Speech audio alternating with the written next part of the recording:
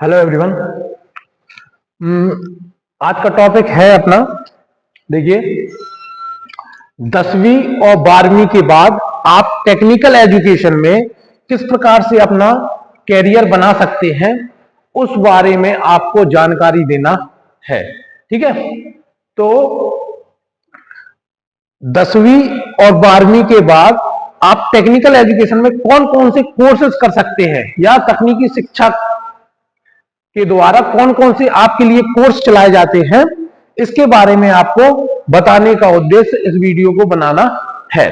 ठीक है, तो देखिए, तकनीकी शिक्षा में मेनली 3 टाइप के कोर्सेज होते हैं।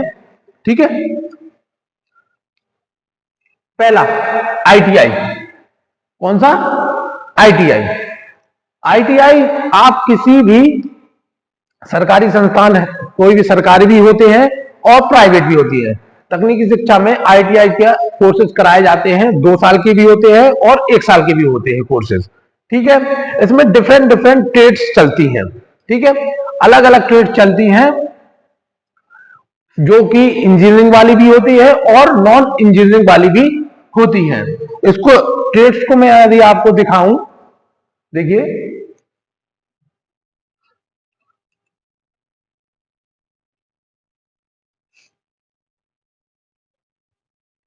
देखिए ये है अपने पास ट्रेड लिस्ट आईटीआई की। देखिए, इतनी सारी ट्रेड्स आपकी चलती हैं किसमें? आईटीआई में, जिनकी अलग अलग उनमें एडमिशन लेने के लिए अलग अलग पात्रता होती है। बहुत सारी ट्रेड्स हैं, आप इनको, मैं आपको ये डिस्क्रिप्शन में इसकी लिंक प्रोवाइड करा दूंगा, आप इसके हिसाब से आप देख लेना आपको किस प्रकार की उसकी जरूरत के हिसाब से आप आईटीआई कर सकते हैं। ठीक है, ये बहुत सारी ट्रेड्स है। देखिए, आप कम से कम, देखिए, इंजीनियरिंग वाली भी है, नॉन इंजीनियरिंग वाली भी है। देखिए, इंजीनियरिंग वाली भी है, नॉन इंजीनियरिंग वाली भी है। तो सारी ट्रेड्स आपको पता होनी चाहिए और किस प्रकार से आपकी आईटीआई होती है वो भी आपको पता होनी चाहिए।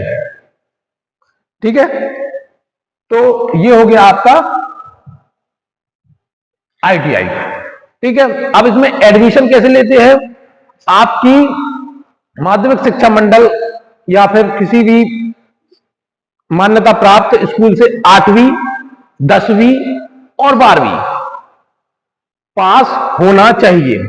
8वीं किस ट्रेड में 8वीं पास चलता है, किस ट्रेड में 10वीं पास चलता है और किस ट्रेड में 12वीं पास चलता है, ये आपको ट्रेड के अनुसार आपको उस लिस्ट में मिल जाएगा।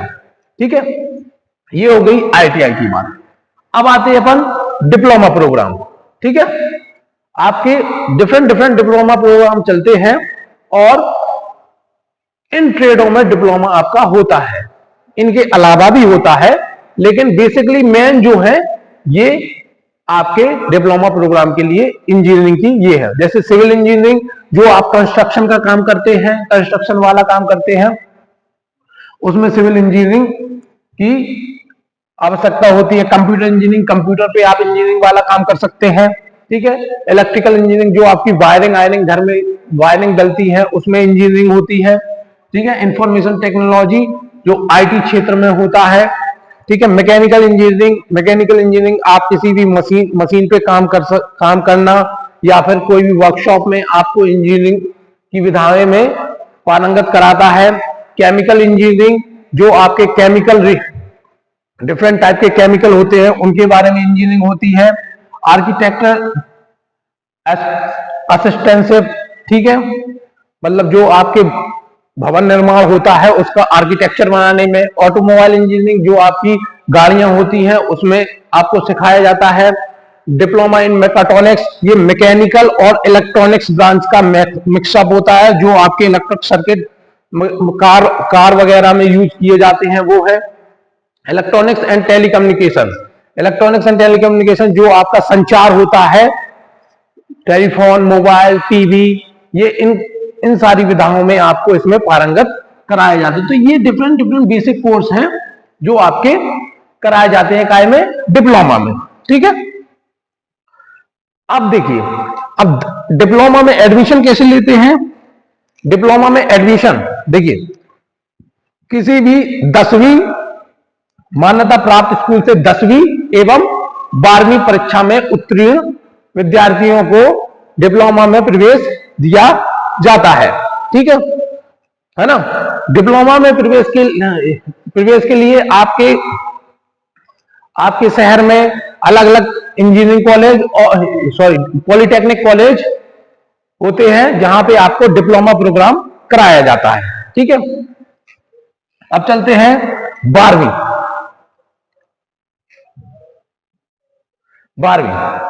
12वीं के बाद आप कर सकते हैं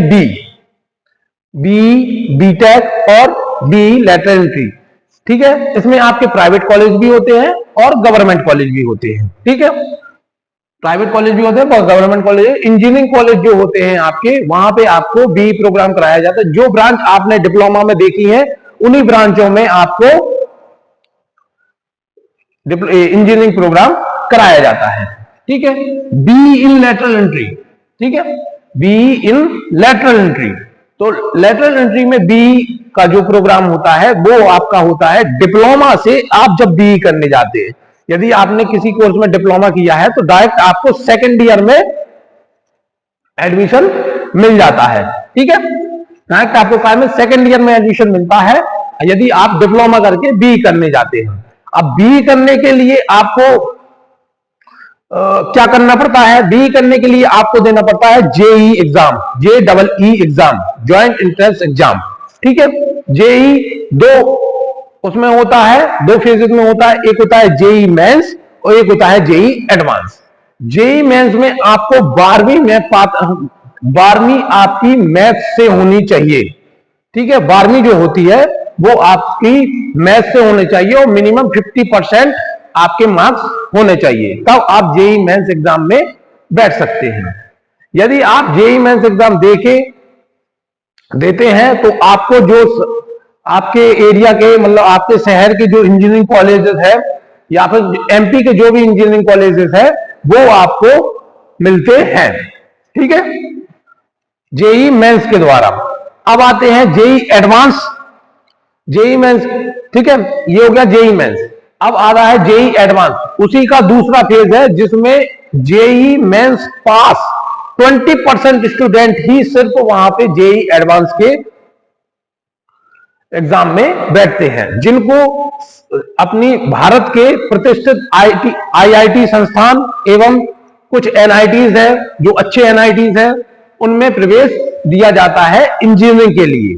ठीक है, तो ये हो गया आपका 3 प्रोग्राम आपके चलते हैं। ठीक है, जिसमें आपको तकनीकी शिक्षा में ये प्रोग्राम आपके चलाए जाते हैं। ठीक है, जिसमें आपको एडमिशन ले सकते हैं आफ्टर 10th, आफ्टर 12th।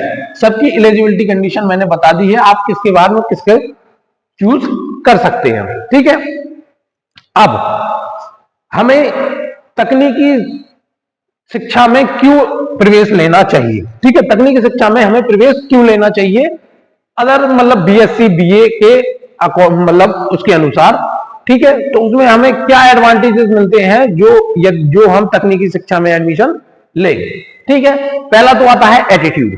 ठीक है, आप जब किसी भी तकनीकी संस्थान में बोलेंगे तो एक टेक्निकल कॉलेज होता है। ठीक है, तो आपका एटीट्यूड भी उसी टेक्निकल कॉलेज के भलीभांति आपको ढाला जाता है। ठीक है, उसमें टेक्निकल जो आपके एटीट्यूड को बनाने के लिए उसके सिलेबस में प्रावधान है। ठीक है, जैसे पर्सनालिटी डेवलपमेंट को कराए जाते हैं, सेमिनार कराए जाते हैं, तो आपकी पर्सनालिटी उसी प्रकार से हो जाती है। दूसरा एप्टीट्यूड।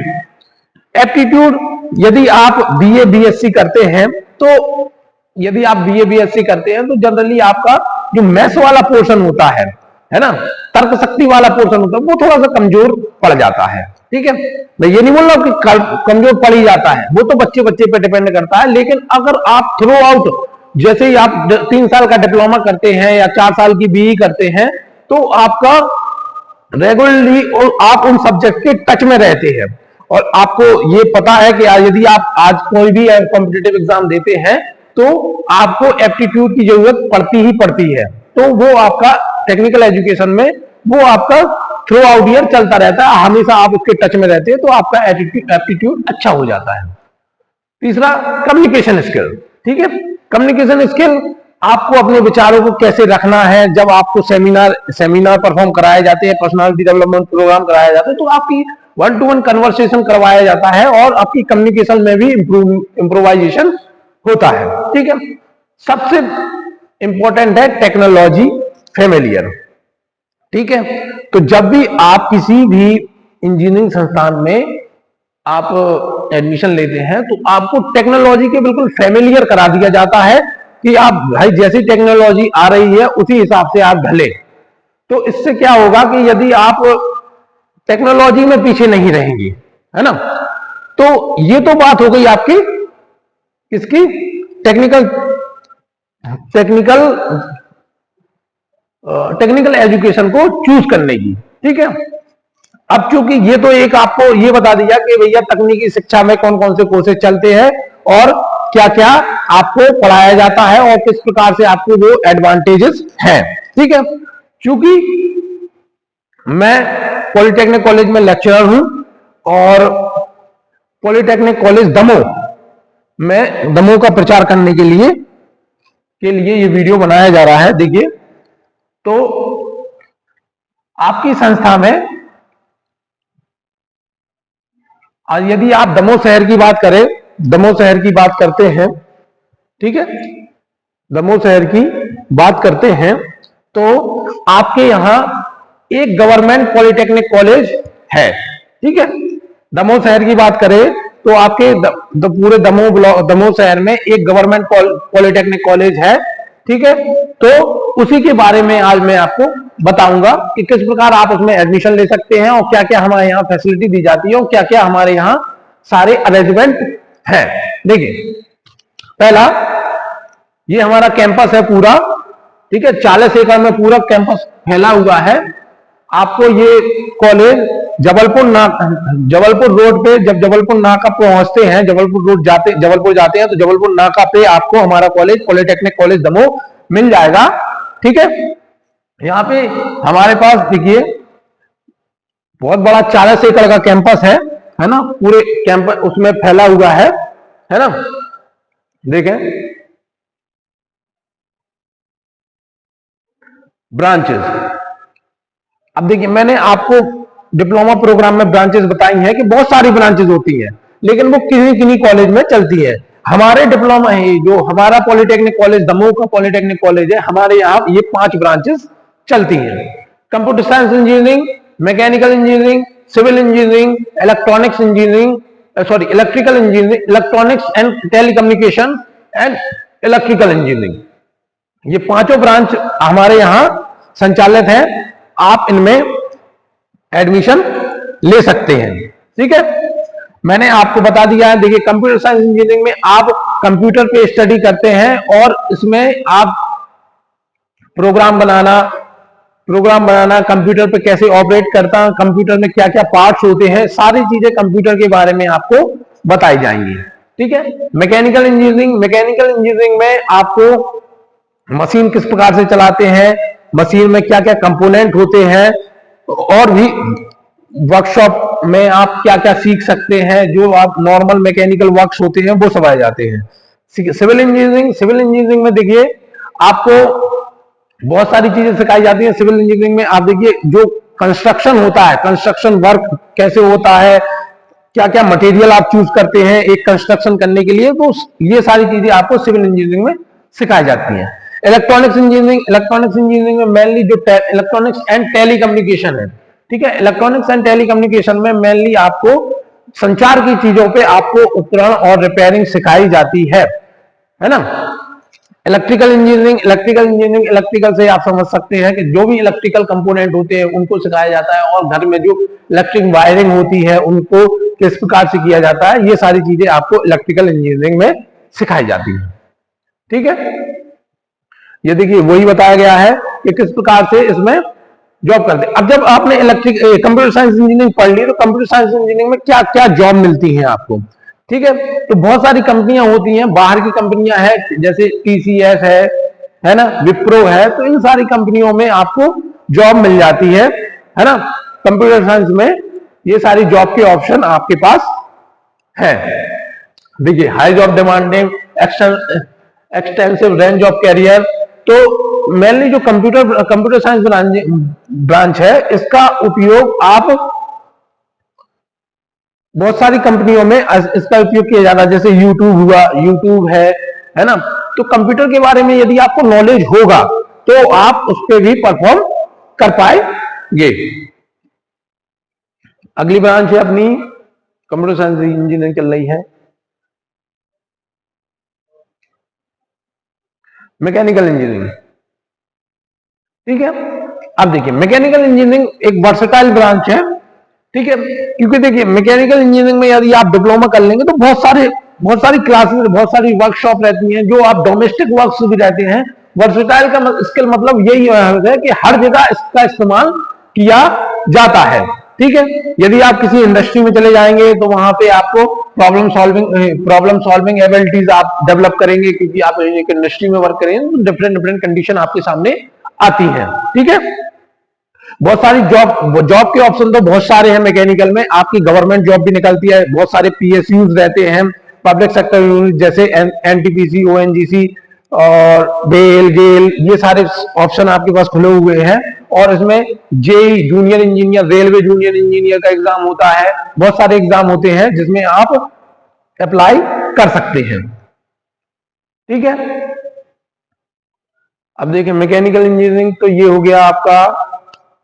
ठीक है, ये सारे ऑप्शन हैं, आप कौन कौन से इंजीनियर बन सकते हैं। मैन्युफैक्चरिंग इंजीनियर बन सकते हैं, ऑटोमोटिव इंजीनियर बन सकते हैं, एरोस्पेस इंजीनियर बनते हैं, एरोप्लेन वाला इंजीनियर, जो एरोप्लेन में जो इंजीनियरिंग की प्रोसेस होती है वो बन सकते हैं। एनर्जी इंजीनियर, आजकल सोलर पैनल वाला बहुत चल गया है। सोलर पैनल तो उस जो ये सोलर पैनल से आपकी जो लाइट, जो इलेक्ट्रिसिटी जनरेट की जाती है, उसमें इंजीनियर बन सकते हैं। मेंटेनेंस इंजीनियर, किसी भी इंडस्ट्री के आप मेंटेनेंस इंजीनियर बन सकते हैं। ठीक है, अब आया सिविल इंजीनियर।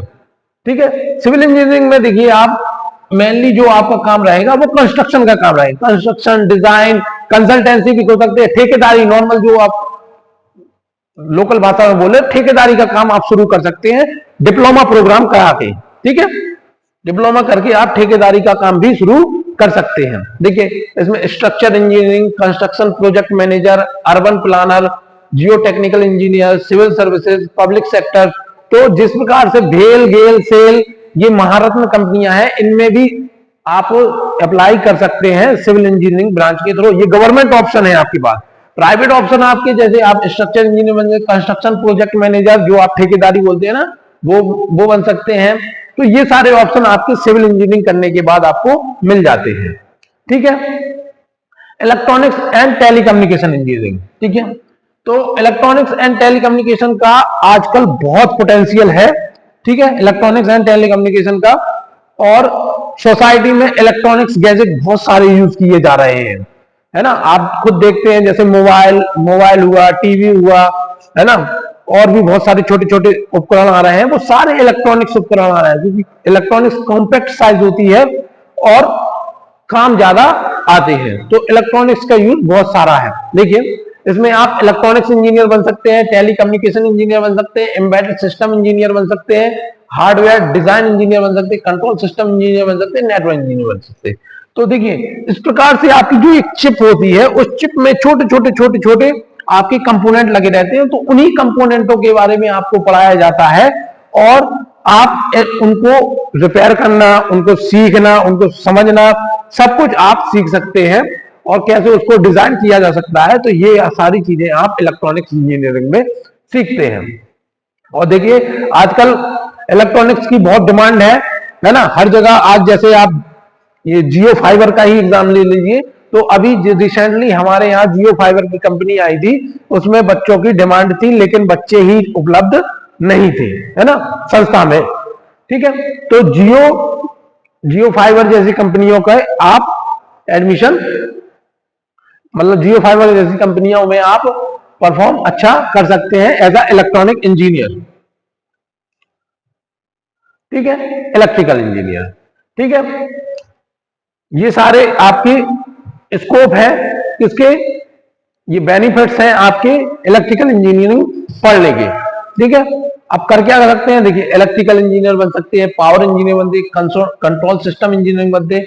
इलेक्ट्रिकल इंजीनियरिंग की बहुत डिमांड है। देख तो एक तो पहला सबसे लोकल का जो जनरली बच्चे करते हैं इलेक्ट्रिकल ठेकेदारी के लिए, इलेक्ट्रिकल वायरिंग जो घर में इलेक्ट्रिकल की वायरिंग होती है उसकी ठेकेदारी आप इलेक्ट्रिकल इंजीनियरिंग का डिप्लोमा यदि आपके पास होगा तो आप उसको आप कर सकते हैं। ठीक है, बाकी इलेक्ट्रिकल इंजीनियरिंग है आपके डिफरेंट डिफरेंट पीएसयू में जेई और एई की जगह निकलती है, और एसएससी रेलवे सभी में जेई की जगह निकलती है। डिफरेंट डिफरेंट पावर प्लांट है जहां पे इलेक्ट्रिसिटी जनरेट की जा रही है, वहां पे जेई और एई, जेई मतलब जूनियर इंजीनियर, एई मतलब असिस्टेंट इंजीनियर, इन सारी चीजों की जगह निकलती है डिप्लोमा प्रोग्राम के तहत। ठीक है, तो ये सारी ब्रांचेस हमारे कॉलेज में आपको बताई जाती है। देखिए ये सारे, ये आपका पूरा क्या है, देखिए ये लैब्स है, ये हमारे कॉलेज की पूरी लैब है। देखिए किस प्रकार से ये बच्चे हैं, सभी बच्चों को ये सब सिखाया जाता है। ये देखिए केमिस्ट्री लैब है, ये आपकी इलेक्ट्रिकल लैब है, ये पूरा मैकेनिकल की वर्कशॉप है। ये देखिए इलेक्ट्रिकल लैब है, ये इंडक्शन मोटर रखी हुई है। ये देखिए ये पूरा हब स्विच बताया जा रहा है। ठीक है, तो ये सारी चीजें आपको यहां पे प्रैक्टिकली पढ़ाई जाती हैं हमारे कॉलेज में। ठीक है, अब क्या क्या फैसिलिटी हमारे द्वारा मतलब हमारे कॉलेज के द्वारा गवर्नमेंट पॉलिटेक्निक कॉलेज दमोह के द्वारा आपको प्रोवाइड किया जाती है। Technical and cultural event. ठीक है, टेक्निकल और कल्चरल इवेंट वो हमारे यहाँ होता है, नाच गाना होता है ना, हर साल होता है। ठीक है, स्मार्ट क्लासेस, जिस क्लास पे आप पढ़ रहे हैं ये क्लासेस, ये स्मार्ट क्लास है, आपको विजुअली सब कुछ प्रोवाइड कराया जा रहा है, सब कुछ दिखाया जा रहा है। सीसीटीवी कैंपस आपके स्कॉलरशिप की चर्चा अपन बाद में डिटेल में करेंगे। सीसीटीवी कैंपस जो है, सीसीटीवी पूरे कैंपस में सीसीटीवी लगाए गए हैं। इंडस्ट्रियल विजिट, हर बार इंडस्ट्रियल विजिट करवाया जाता है। वाईफाई हमारे पूरा कैंपस वाईफाई है। स्पोर्ट्स की एक्टिविटी भी हमारे यहाँ होती है। हमारे यहाँ 150 सीटर का हॉस्टल अवेलेबल है, लाइब्रेरी भी अवेलेबल है, जो आपको पढ़ाई करना है उसके लिए आपको बुक्स भी प्रोवाइड कराई जाती है। एनसीसी आपको मिलिट्री में यदि आपको क्लियर बनाना है तो उसके लिए एनसीसी भी हमारे यहाँ संचालित की जा रही है। देखिए ये टेक्निकल क्विज हुआ है, टेक्निकल एक्टिविटी जब होती है तो हमारे यहाँ से बाहर से भी फैकल्टी आती है और ये सारे कॉलेज के बच्चे हैं। ठीक है, ये देखिए कल्चरल इवेंट है, कल्चरल इवेंट हुआ है ना। देखिए ये technical skill, soft skill, career development, personal growth.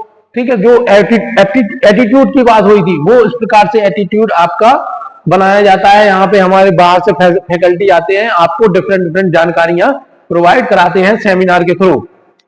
ठीक है, ये सारे बच्चे फैले हुए हैं। देखिए ये बच्चा टीसीएस पास आउट बच्चा है जो यहाँ पे आपको जानकारी देने के लिए आया है।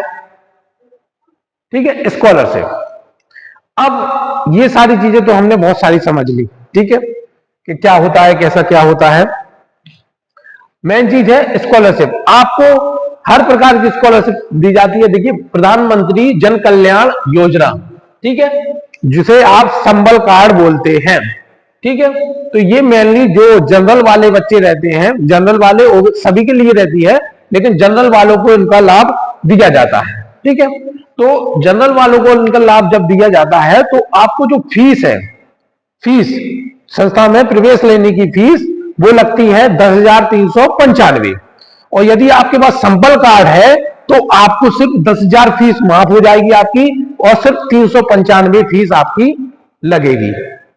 ठीक है, लेकिन संबल कार्ड का आपको फॉर्म भरना पड़ेगा और वो आपका वेरीफाई होके आपका संबल कार्ड लगेगा। ठीक है, दूसरा पोस्ट मैट्रिक स्कॉलरशिप, ये मिलती है ओबीसी SC ST। ठीक है, पोस्ट मैट्रिक स्कॉलरशिप ये मिलती है किसको, ओबीसी SC ST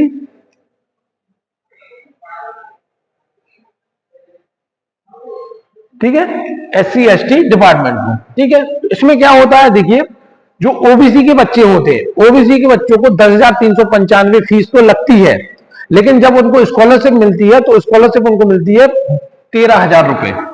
ठीक है, तो आपकी फीस कितनी लगी, 10,395, और आपको स्कॉलरशिप मिली 13,000, मतलब 2,000 का आपको उल्टा फायदा हुआ।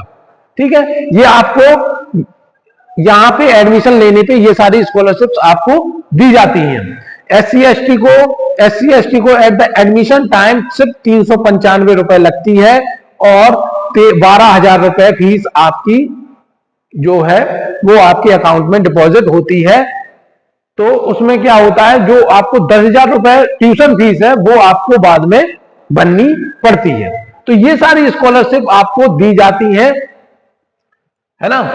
SC ST वालों को अलग से स्कॉलरशिप है, और भी अलग से स्कॉलरशिप होती है, मेधावी छात्र योजना की स्कॉलरशिप भी चलती है। तो ये सारी स्कॉलरशिप आपको प्रोवाइड कराई जाती है। ठीक है, ये देखिए ये स्पोर्ट्स इवेंट हो रहा है, कबड्डी हो रहा है। ठीक है, ये संस्था के बच्चे हैं और ये हमारे संस्था के सर हैं। देखिए ये मैट पे आपको कबड्डी सिखाई जा रही है, खिलाया जा रहा है, सॉरी। ठीक है, ये देखिए इंडस्ट्री में आपको विजिट कराया जाता है, जो हमारी लोकल इंडस्ट्री होती है, छोटी छोटी बड़ी इंडस्ट्री नहीं, छोटी छोटी इंडस्ट्री में आपको विजिट कराया जाता है, और प्रैक्टिकली कैसे काम किया जाता है उस पर आपको बताया जाता है। ठीक है, देखें ये कंस्ट्रक्शन साइड है, सिविल की कंस्ट्रक्शन साइड है, उस पर बच्चों को बताया जा रहा है कि किस प्रकार आप प्रैक्टिकल वर्क्स परफॉर्म करते हैं।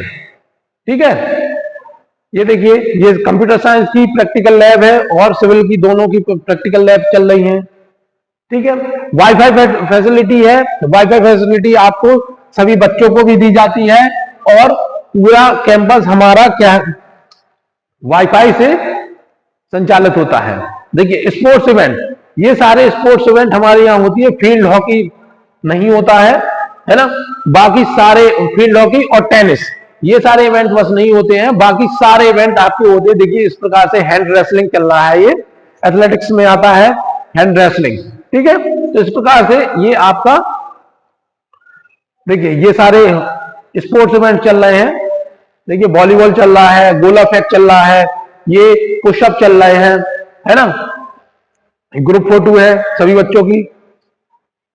देखिए ये हॉस्टल है आपका 100 सीटर का बॉयज हॉस्टल है, और 50 सीटर का महिला बच्चों छात्राओं का हॉस्टल है। ठीक है, तो इसमें बच्चे एडमिशन लेते हैं और यहाँ पे रुकते हैं, रुकने की व्यवस्था भी हमारे यहाँ पर्याप्त है।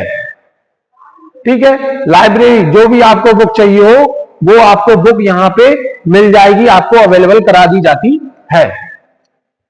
ठीक है, देखिए एनसीसी में किस प्रकार से आपकी पर्सनालिटी को डेवलप किया जाता है, मिलिट्री ट्रेनिंग्स भी दी जाती है, पूरा एनसीसी हमारे यहां चलती है।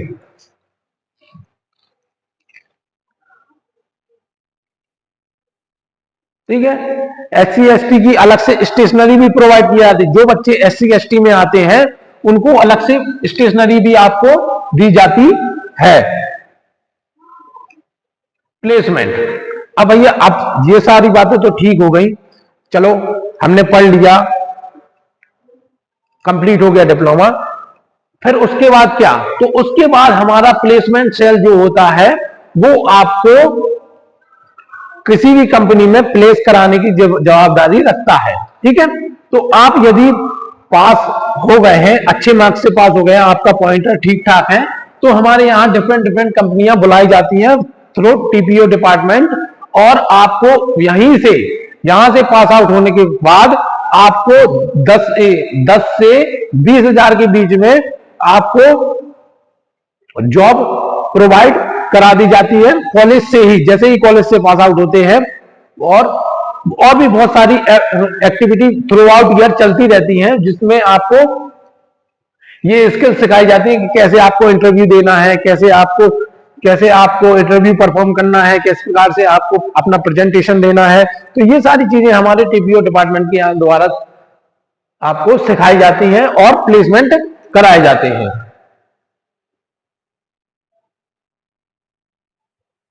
ठीक है, देखो ये सिविल, ये माइसम फैक्ट्री है जिसमें आपको बच्चों को विजिट कराया गया है माइसम सीमेंट फैक्ट्री में।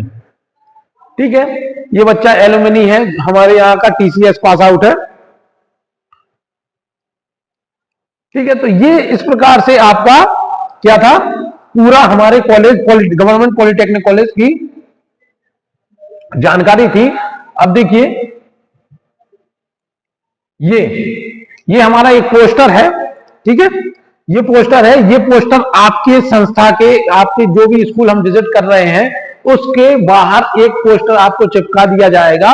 इसमें सारे एचओडियों के नंबर दिए गए हैं, जो भी हमारे कॉलेज के रिस्पेक्टिव एचओडी हैं, वो है हॉस्टल वार्डन है उनका नंबर दिया गया है, टीपीओ प्लेसमेंट ऑफिसर है उनका नंबर दिया गया है। और स्कॉलरशिप से आपको किसी भी प्रकार की क्यूरी हो तो आप बेझिझक आप इन नंबरों पर कॉल कर सकते हैं, आपको पूरा इस तरीके से जानकारी दी जाएगी और एडमिशन के लिए आप इन नंबरों पर संपर्क कर सकते हैं। ठीक है, क्योंकि एक डेटाबेस हम आपसे ले जाएंगे, आपके कॉन्टेक्ट नंबर, तो उससे जब एडमिशन के टाइम हम भी आपको कॉल कर सकते हैं। ठीक है, तो ये मेनली इतना सब आपको बताने का पर्पस ये था कि भैया टेक्निकल संस्थान में ये सारे कोर्सेज अवेलेबल हैं। 10वीं 12वीं के पास आप ये कोर्सेज कर सकते हैं। और दमोह शहर के अंदर एक गवर्नमेंट पॉलिटेक्निक कॉलेज है जहां पे ये वाले कोर्सेज चलाए जाते हैं, है ना, चलाए जाते हैं। आप इन कोर्सेज को एक बार देखिए, इनमें इंटरेस्ट, यदि आप इनमें इंटरेस्ट रखते हैं तो आप हमारी संस्था में विजिट के लिए आ सकते हैं। आप आके विजिट कीजिए और संस्था का एनवायरनमेंट देखिए, किस प्रकार से आपको, कितना अच्छा एनवायरनमेंट आपको लगेगा। और यदि आप इच्छुक हैं तो आप हमारी संस्था में इन ब्रांचों में एडमिशन ले सकते हैं। ठीक है, तो इतना सब कुछ समझ आने के लिए आपको ये वीडियो बनाया गया है। ठीक है, थैंक यू।